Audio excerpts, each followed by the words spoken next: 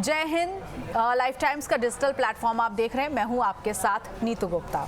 आजकल social media पर बहुत ज़्यादा घिबली आर्ट जो है वो सुर्खियों में है और हो सकता है कि आप में से कई दर्शक जो इस वक्त मुझे देख रहे हैं और सुन रहे हैं उन्होंने इस आर्ट का इस्तेमाल भी कर लिया, यानी कि अपनी जो ओरिजिनल पिक्चर है उसको घिबली पिक्चर में कन्वर्ट भी किया है और सोशल मीडिया पर इसे पोस्ट भी किया होगा। काफ़ी ट्रेंड कर रहा है ये घिबली आर्ट। आज इस वीडियो के जरिए हम आपको बताएंगे कि घिबली आर्ट है क्या, कैसे आया ये और इसके पीछे की कहानी क्या है, और इसके साथ ही साथ कुछ कंट्रोवर्सी भी अब घिबली आर्ट को लेकर हो रही है, वो भी इस वीडियो में हम आपको बताएंगे। और जिन लोगों ने घिबली आर्ट का इस्तेमाल नहीं किया है, सेफ कैसे वो इस घिबली आर्ट का इस्तेमाल कर सकते हैं, यानी कि अपनी पिक्चर को घिबली पिक्चर में वो बदल सकते हैं और इस ट्रेंड को वो फॉलो कर सकते हैं। लेकिन हाँ, मैं बता रही हूँ आपको कि सेफ कैसे, क्योंकि देखिए कुछ खबरें, कुछ एक्सपर्ट्स ऐसे हैं जिन्होंने बताया है कि इसका जो इस्तेमाल जिस तरह से काफ़ी ज़्यादा सोशल मीडिया पर इस वक्त हो रहा है, तो कुछ साइबर ठग ऐसे हैं जो इसका गलत इस्तेमाल भी कर सकते हैं। तो उनसे आप कैसे बच सकते हैं और घिबली आर्ट का मजा ले सकते हैं, इस वीडियो के जरिए आपको बताएंगे।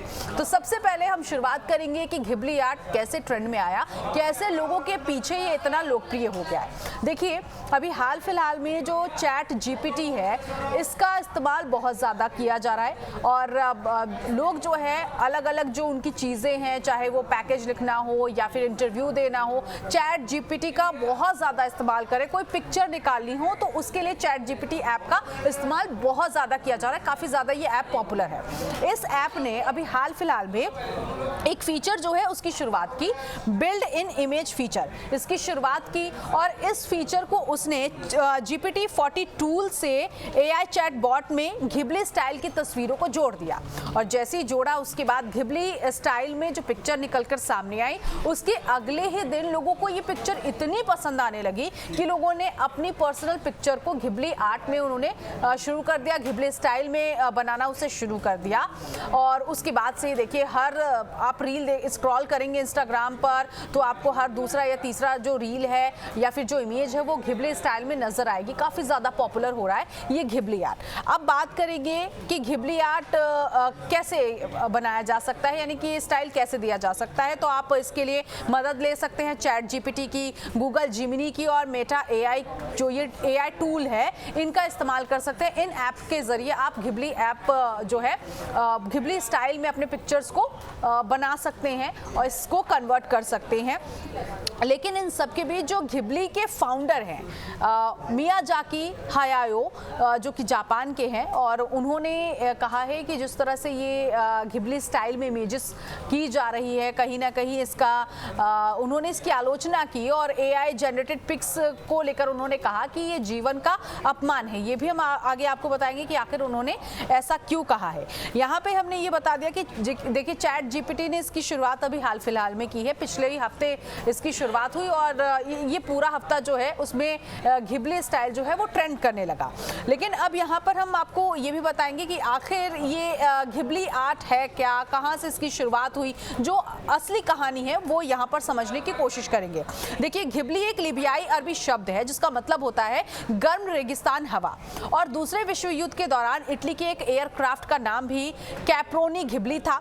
बताया जा रहा है मियाजाकी, जिसका जिक्र मैंने अभी आपको किया कि जो जापान के एनिमी कार्टून कैरेक्टर बनाते थे मियाजाकी हायाओ, उनका मैं यहाँ पर जिक्र कर रही हूँ। वो जो है वो हवाई तकनीक है, वो उसके हमेशा फैन रहे थे और उन्होंने अपने स्टूडियो का नाम घिबली रख लिया। इसीलिए घिबली नाम जो है वो सामने आ रहा है, क्योंकि घिबली जो स्टाइल है वो घिबली स्टूडियो से ही आया है, जो स्टूडियो घिबली है वहाँ से ये नाम आया है।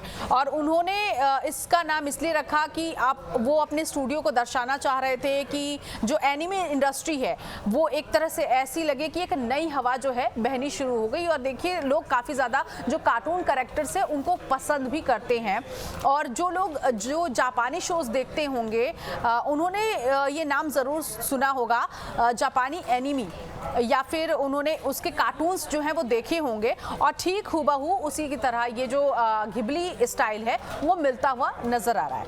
लेकिन जो मियाजाकी हैं अब वो क्यों AI जनरेटेड पिक्चर्स को लेकर कह रहे हैं कि जीवन का ये अपमान है, वो हम आपको बता देते हैं। देखिए, जब 1985 में इस स्टूडियो की शुरुआत हुई और मियाजाकी ने जो एनिमी बनाना शुरू किया, जो एनिमेटेड कार्टून कैरेक्टर्स थे उनको बनाने की शुरुआत की, तो होता क्या था कि वो कुछ तस्वीरों को लेते थे, उन तस्वीरों को बनाते थे और हाथों से बनाया जाता था। बड़ी बात आपको ये बता देते हैं, कंप्यूटर का इस्तेमाल नहीं होता था उस वक्त, हाथों से बनाया जाता था।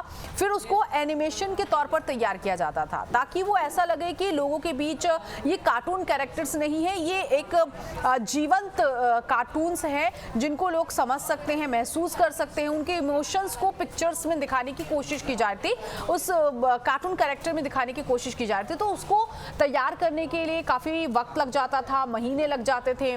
और अब जिस तरह से चुटकियों में AI जनरेटेड पिक्चर्स तैयार हो जाती है, इसी को लेकर मियाजाकी जो हैं वो काफ़ी ज़्यादा हैरान भी हैं, आलोचना भी कर रहे हैं और कह भी रहे हैं कि ये जो AI जनरेटेड पिक्स है इसका जीवन का अपमान ये है, क्योंकि अब जो चीज़ें हैं वो कंप्यूटराइज्ड हो रही हैं। चुटकियों में आप घिबली स्टाइल में अपने पिक्चर्स को कन्वर्ट कर दे रहे हैं, तो इसीलिए उन्होंने ये बातें जो हैं रखी हैं।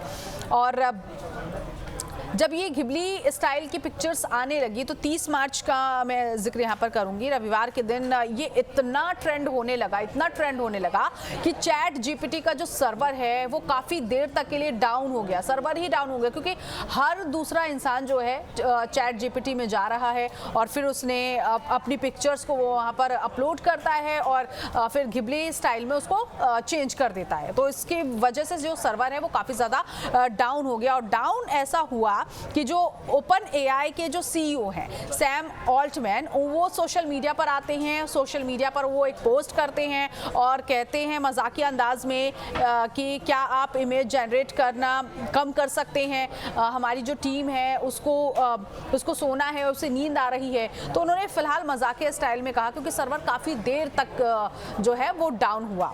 फिर उसके बाद इसमें कुछ बदलाव भी किया गया, क्योंकि जो चैट GPT है उसका एक लिमिट होती है, उसकी एक समय होती है कि कुछ वक्त तक वो जो है वो सारे आंसर्स आपको दे सकता है, आपके इमेजेस आप जैसा चाहते हैं वैसे वो आपको बनाकर दे सकता है। लेकिन उसके बाद फिर कुछ जो ओपन AI टूल्स हैं उन्होंने फिर क्या किया कि अब इसमें चार्जेस लगाने शुरू कर दिए। हालांकि कुछ ऐसे ऐप है जहां पर चार्जेस नहीं लगते हैं, लेकिन हाँ, जो आप कह सकते हैं ऑथेंटिक साइट्स हैं वहां पर चार्जेस लग रहे हैं, या फिर एक सीमित दायरा कर दिया गया है कि आप एक दिन में 3 पिक्चर्स या 4 पिक्चर्स निकाल सकते हैं घिबली स्टाइल के, उससे ज़्यादा आप नहीं निकाल सकते हैं।